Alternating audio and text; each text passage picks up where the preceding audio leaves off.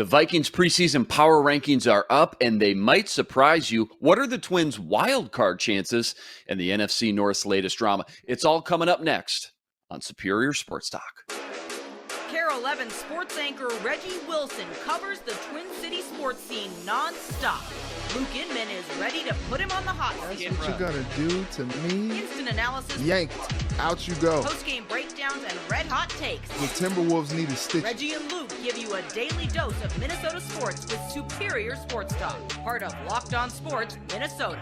And it starts now. Back in the lab, Reggie and Luke, another episode, Superior Sports Talk presented by Locked On Sports Minnesota, your daily 30-minute breakdown of everything Minnesota sports. That's Reggie Wilson on Twitter, at Reggie Wilson TV, and on KARE 11. Hump Day Reg, we're breaking down the Vikes' latest power rankings coming up, and they're, shall I say, interesting. Yeah, I think some folks might be upset by those power rankings. Yes, sir. Remember, follow along Locked On Minnesota YouTube channel. Hit the subscribe button there, and on Twitter, give us a follow at Locked On MIN. Remember, we're a podcast too, free and available, all platforms, Spotify, Apple, you name it, we got it. Plethora of choices over there. Ron Johnson Show, The Football Party, and more. Your one-stop shop with endless Vikings talk with local experts. Subscribe, drop us a 5-star review, and take us everywhere on the go. To football we go. 14 days. Week 1 NFL season kicks off. Sheesh. ESPN's latest power rankings. They're up. They're live. And Reg, we've talked plenty all offseason, months and months. Vikes potential. They're returning talent. Solid quarterback play. Good draft class. So where do you think the ESPN NFL experts, when polled, have the Vikings ranked out of 32 teams heading into the NFL season? I cheated, Luke. I'm not going to lie to I you never know with you. on Wednesday. I cheated. I never know where with they you. are. Yeah, Go ahead, tell the people. Yeah, I would have guessed. I mean, we talk about this a lot. And never try to be a homer. Take off the purple glasses. Put down the purple Kool-Aid. I would have guessed middle teens. Think I could have made a case for as high as 14 or 15, maybe as low as 17 or 18 at worst, I guess. 23, 23rd. The 23rd ranked team in the NFL, putting them in the bottom 10 in the league. Just 2 spots ahead of the Bears, which, you know me and the Bears, just hilarious in my opinion. And the Lions are right behind them, which we'll get into that later. But 23, Reg, I mean, just no respect. Apparently the ESPN experts do not think highly of the Vikes. Here are a few teams ahead of the Vikes in the rankings. Washington Commanders, Arizona Cardinals, New Orleans Saints, New England Patriots were ahead of them, and 1 spot ahead of them at 22, the Pittsburgh Steelers, starting a rookie quarterback over there. So I could see a few of those. Cards, high-end potential, maybe the Saints if Jameis has a good year, but I guess 23rd feels awfully low here. Are our expectations of this team a little too rosy right now, or what am I missing from the national lens? I just think the national people aren't necessarily paying attention enough. You know, they had a post-draft ranking of 23.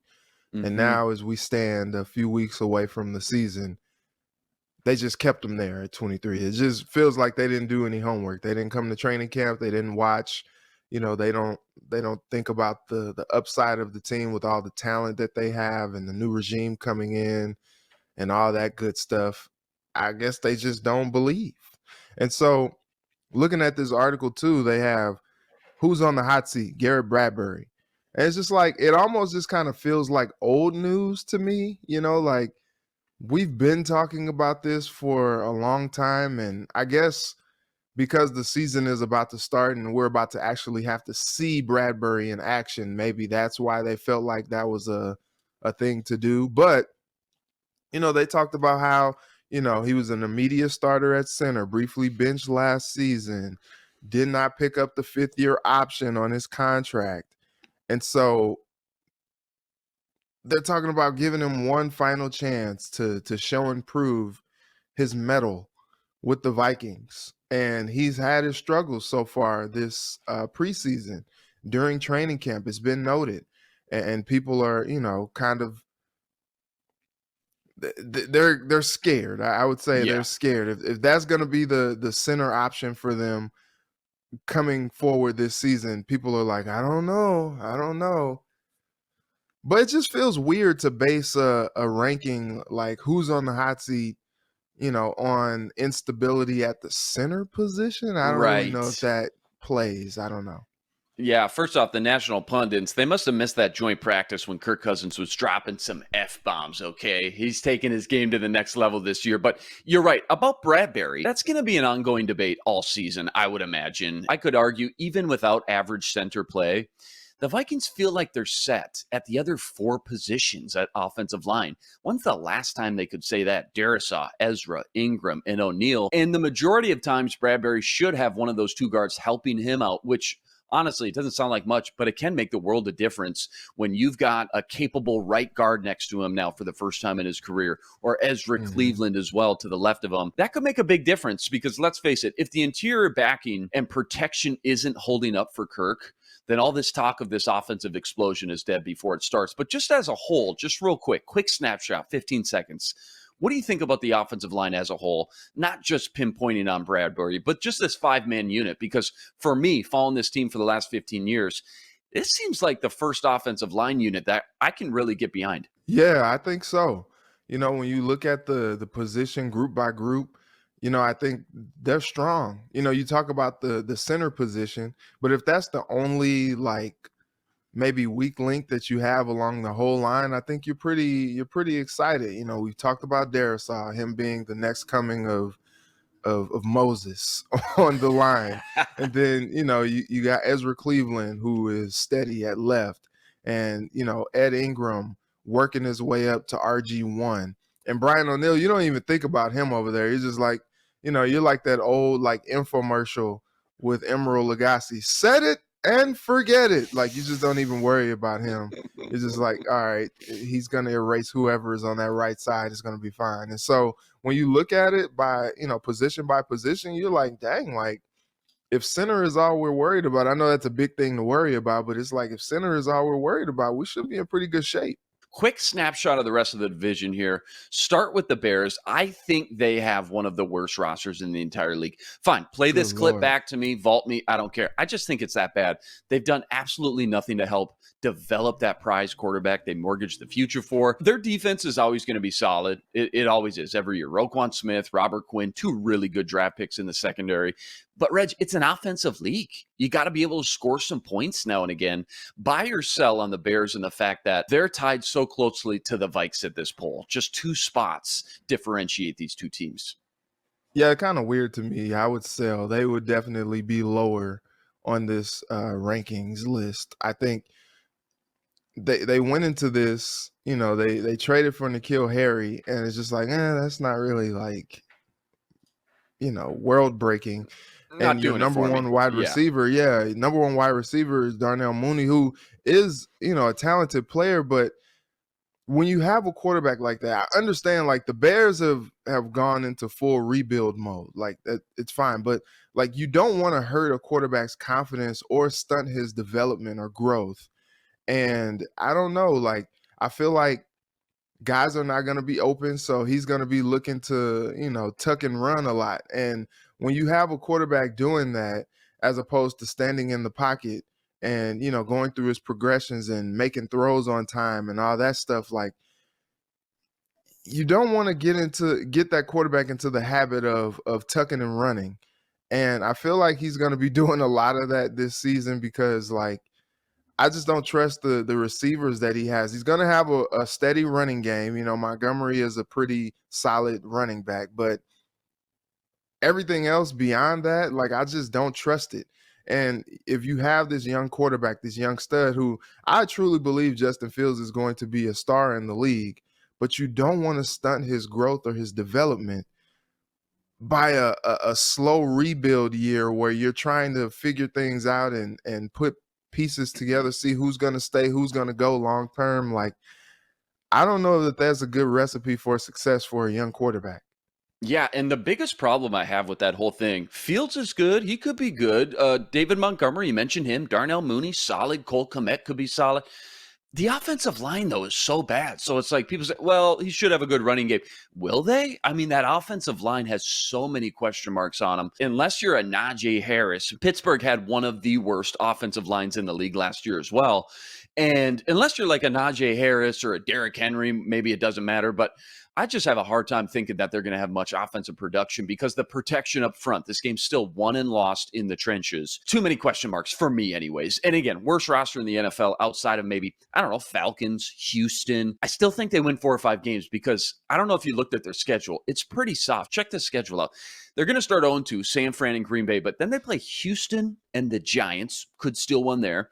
Minnesota always has a tough time at Soldier Field. Brett Favre, magical season. Brett Favre comes in, they go 12-4. They still couldn't beat Chicago in Soldier Field. So that, they're going to win 1 or 2 games inside the division with Detroit twice as well. And then they get a stretch of Miami, Detroit, Atlanta, and the Jets. And I just think they'll probably win 1 or 2 of those games as well. So as much as I don't like this team this year, unfortunately, if you're a Bears fan listening, I'm a little hesitant to smash the under on whatever it may be, 4.5 games or something like that. Because in the NFL, again, any given week, you just never know. How about the Lions? I really got a lot of faith in Dan Campbell. I really love what he's doing over there. They're building something You've been watching over there Hard special. Knocks, huh? Yeah, I'm buying in, man. I'm buying in. It's this the same old Lions, though. I mean, haven't we been saying this for like 2 decades since Barry Sanders left and Charlie Batch was hooking up with Herman Edwards and Johnny Morton? They'll win more than 3 games this year. I have no doubt about that. But buy or sell, the Lions taking a big leap forward and pushing that 500 mark, maybe somewhere around 8-8. Yeah, I'd buy that. But it's funny as I'm watching Hard Knocks and just thinking about everything that they're doing, I'm like, they still got Jared Goff as quarterback, and he's competent, but he's kind of like a diet Kirk Cousins, if you will. Like, he's if Kirk Cousins is Coca-Cola, Jared Goff is Shasta. He's Shasta. And I mean, look, I Yeah. love me some Shasta. Shasta was delicious back in the day, but it's like he's still soda. He's still a quarterback, but he's the quality is just not as much as you would desire. Point being that Detroit traded Matthew Stafford away, and the Lions were excited to get a guy like Jared Goff back for a guy like Matthew Stafford, who was kind of like a franchise cornerstone for a decade. And so I think it's interesting, man. Like, the talent is better all the way around. You look at the wide receivers, they're highlighting so many receivers on Hard Knocks, Amon-Ra St. Brown and Shark and these guys. Jameson Williams got placed on the reserve PUP list yesterday. He's going to come back soon. So, like, Goff is going to have a lot of weapons to spread the ball around to. So that part is exciting. The defense should be better. Glenn loves Malcolm Rodriguez. Yeah. I've been watching the Hard Knocks. It's been fun to watch. And Dan Campbell has talked about how people feel like Dan Campbell, I guess the rap on him is that he's just not intellectually advanced as a coach, as maybe not like some the of the X's others. and O's genius, like a Belichick or McVay kind of guy. Yeah. Yeah, and he's like, well, look, that plays to my advantage. The dumber you think I am, the better off we'll be, because I'll come up and surprise you. And you know what? I don't really know what to think. Watching Hard Knocks, I know he's a passionate guy, a big energy guy, but like, I don't know how much, he's the puppeteer pulling the strings, as opposed to just him being a guy that's a steady presence, a motivating factor for them. Like, I don't know how strong X's and O's wise he is. Like, he was a tight ends coach before that. I don't freaking know. Like, he did come up under Sean Payton, so I'm sure he understands different concepts and things like that. He had a pretty lengthy career in the NFL, but I don't know. Yeah. That being said, they did beat the Vikings last year.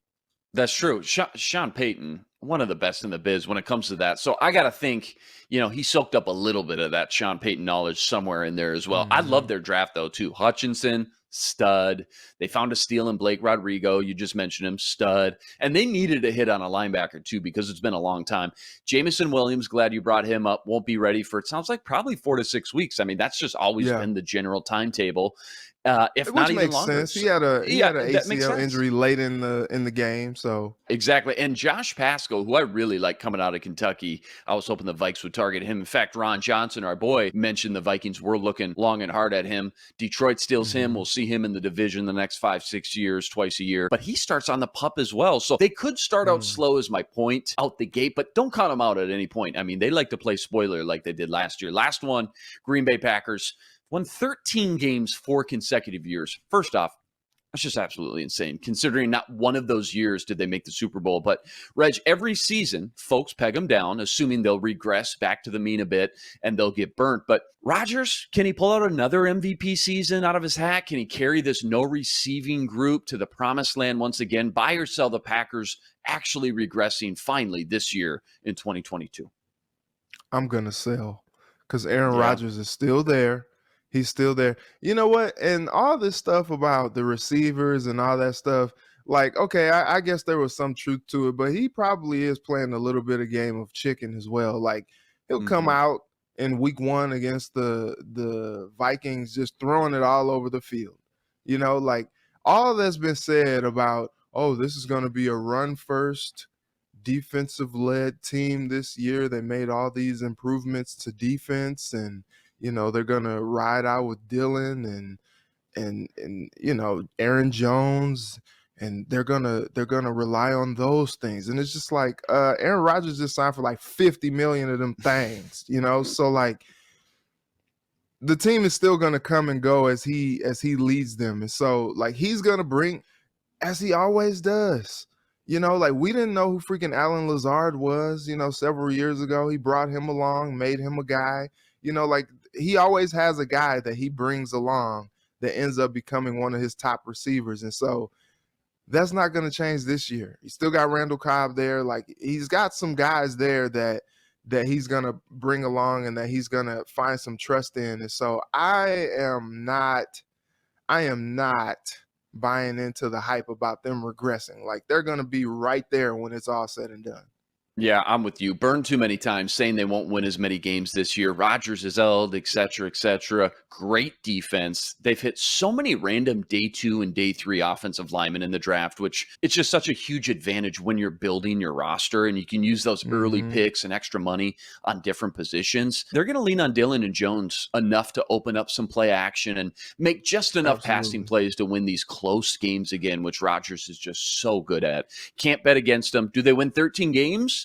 Probably not, but they'll win the division. They'll be a top 3 seed in the NFC again. Sorry, Vikings fans. Just the cold, hard truth we're facing here. Straight like that, huh? We want to know from you. What do you think of ESPN's latest preseason rankings and your prediction on the NFC North? Go comment on the YouTube channel. Let us know what you think. Remember, Locked On Sports Minnesota gives you endless Vikings talk with local experts and now offers you a new podcast all about the Vikes. The Minnesota Football Party brings together a panel of podcasters and writers with big opinions on the purple. Myself, Arif Hassan of The Athletic, Luke Braun of Locked On Vikings, and of course, Sam Ekstrom of The Ron Johnson Show. An hour of Vikings talk every Monday and Thursday. Find the show wherever you get your podcast by subscribing to Locked On Sports Minnesota or watch the show on YouTube. Coming up, we're talking if the Twins have a better shot at winning the division or sneaking in as a wild card. But first, have you put down your Vikings future bets yet? 25-1 to win the chip, 2-1 to win the NFC North, over under at 8.5 games won this season. Maybe you like Lewis Cine as Defensive Rookie of the Year. You can check all these odds out and more with BetOnline. BetOnline.net, fastest, easiest way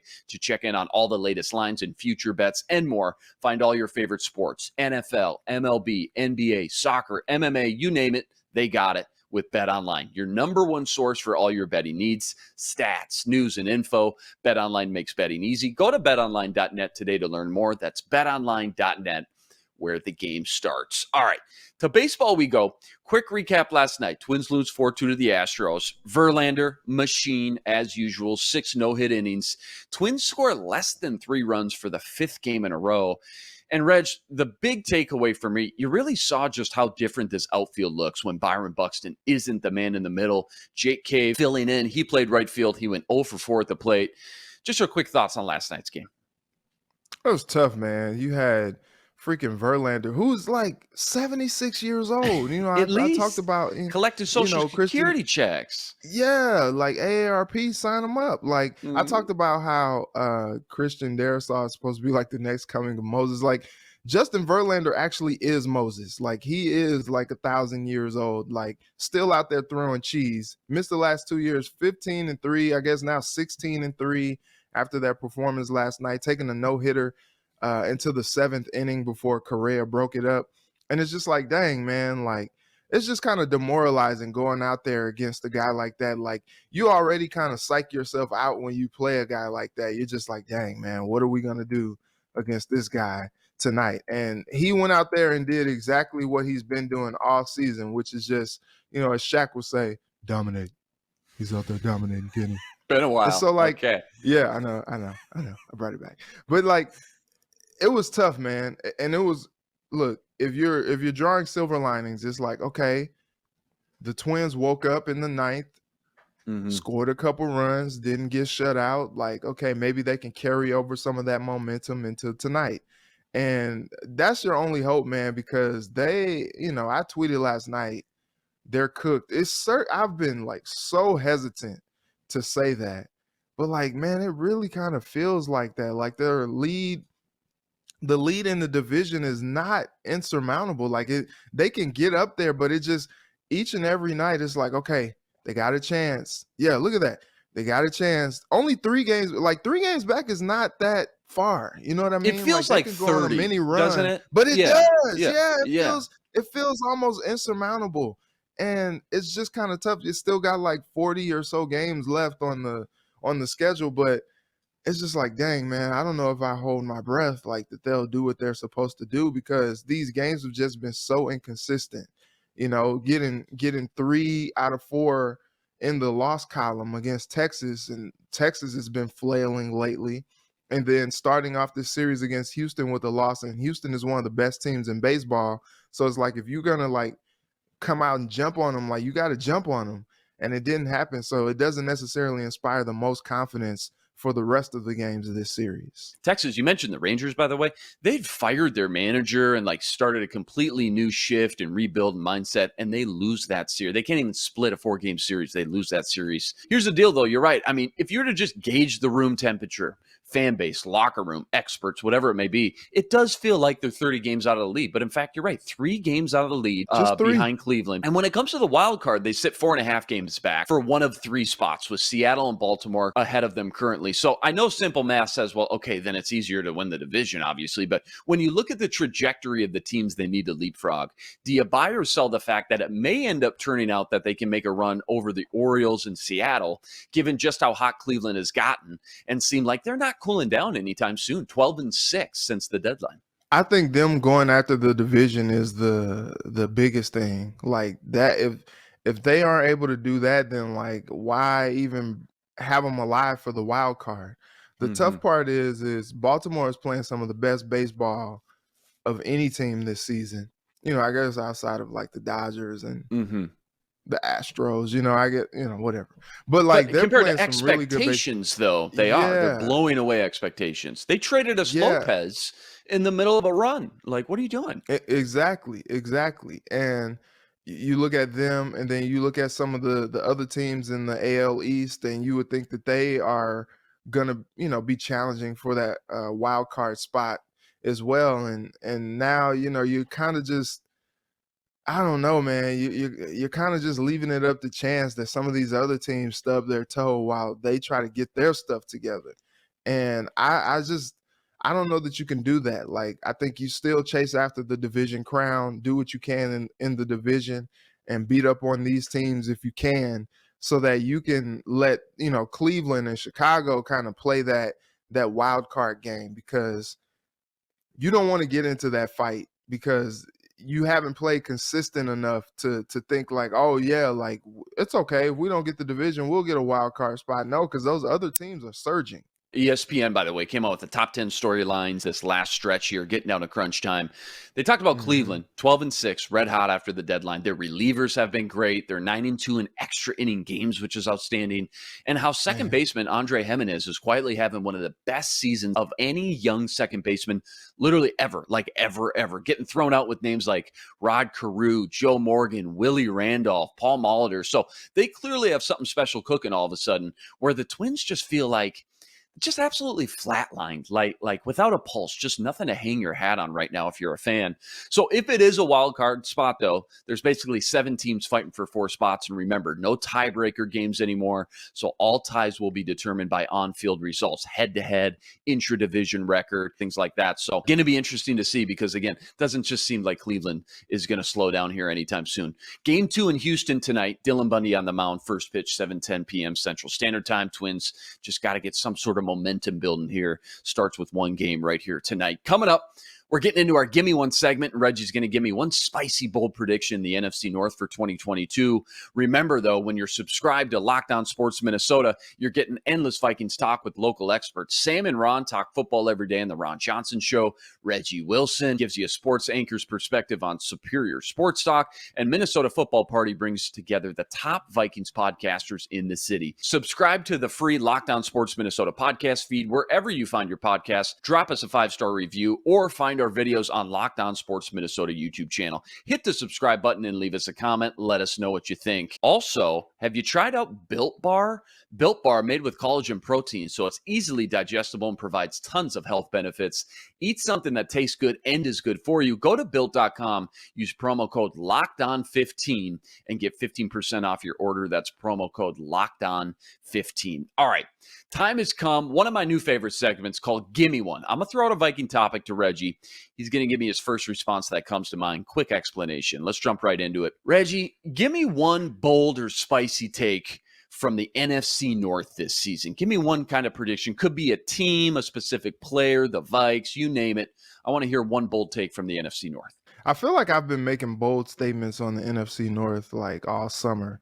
It should be easy then. I think one bold statement was the law offices of Za'Darius and Daniil were going to both have double-digit sacks. Like, I think that was one that I said. And I think here's another that I think I've said before, but I'll double down on it. The Vikings are going to win the division. How about that? After everything I said about the Packers, after everything I said about the Packers and how Aaron Rodgers is going to give them a chance to, still be that elite team that we're used to seeing from them, I'm gonna sneakily say that the Vikings are gonna win the division. How about that? Stugat style. How about that? How about that? I love when you go Stugatz on me. I love that. I absolutely love that prediction. I'm going to say the Packers end up having a top 5 defense and a top 5 rushing attack with Aaron Jones and A.J. Dillon. You watch week 1 against the Vikes. They're going to try to run this ball down the Vikings' throat. Prove, if you're the Vikings' run defense, which was pretty putrid last year, prove it to me first that you can stop this run. Until then, I'm not going to have Aaron Rodgers drop back 50 times. Let's see if you can stop this two-headed monster of Aaron Jones and A.J. Dillon. I think you'll see a lot of that early and often from the Packers this first half of the season as well. That's my little bold, spicy prediction there as well. All right, next one up. Give me one. Give me one positional group on the Vikings that's the most difficult to finalize with cut days coming up. Remember, cut days yesterday, they went from 85 to 80, but next Tuesday is the big day in the NFL. The Wild Wild West, they call it. They got to go from 80 to 53 next Tuesday at 3 p.m. Central Standard Time. What's the toughest positional grouping you have a hard time with when analyzing these cut down days for the Vikings? You know what? This is cheating. So just bear with me here. But I'm going to say quarterback. Like, they love, so much praise has been heaped on Sean Mannion's mind and his ability to understand concepts and the offense and all that stuff.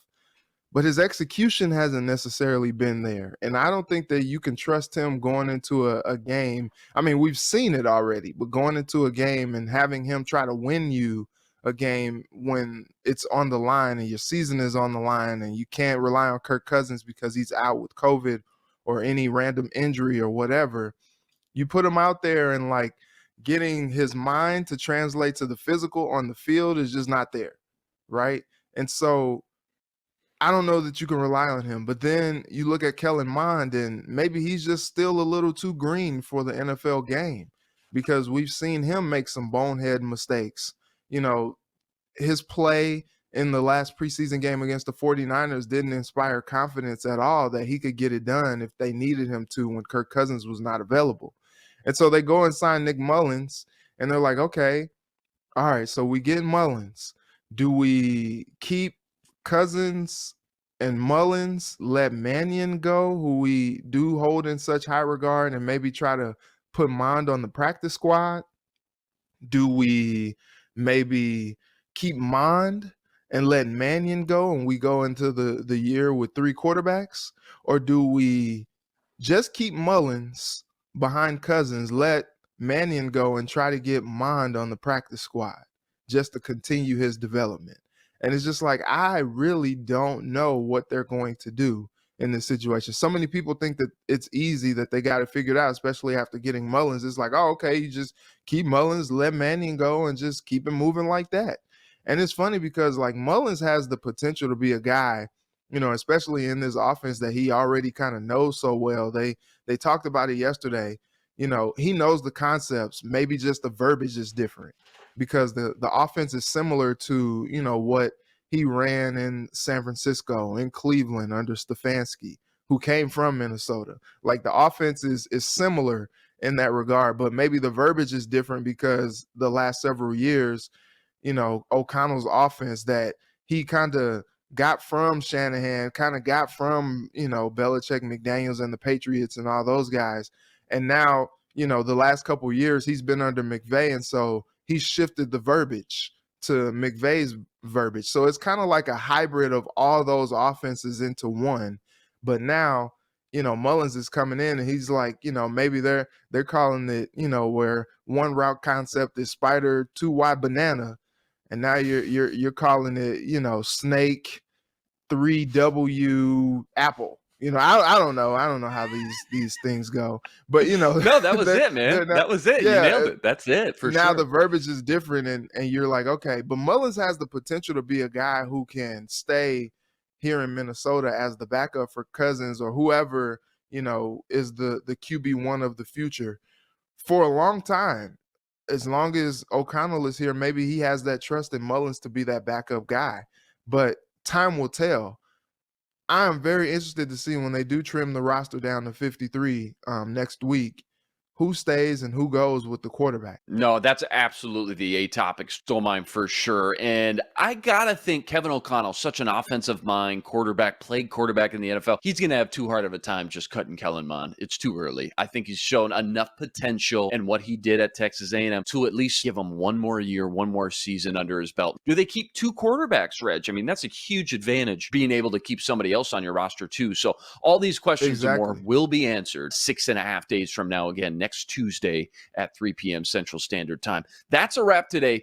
Back tomorrow, breaking down more Twins, Vikings, plenty more. Remember, you got to like, rate, review, and subscribe to the YouTube channel. Join us every day for another episode with your 30-minute breakdown of everything Minnesota sports, which, by the way, you can now find streaming on your Roku device. So be sure to look out for our Locked On Sports Minnesota app there as well. We're a podcast too, free and available, all platforms. Subscribe, drop us a 5-star review, and take us everywhere on the go. That's the legend, Reggie Wilson, right there. Follow him on Twitter at Reggie Wilson TV and on KARE11. I'm Luke Inman on Twitter at Luke_Spinman. Special thanks to our producer, Matt DeBritz. Tune in tomorrow to Superior Sports Talk, part of Locked On Sports Minnesota. For Reggie, I'm Luke. Until tomorrow, signing out. Be blessed. Spread love today.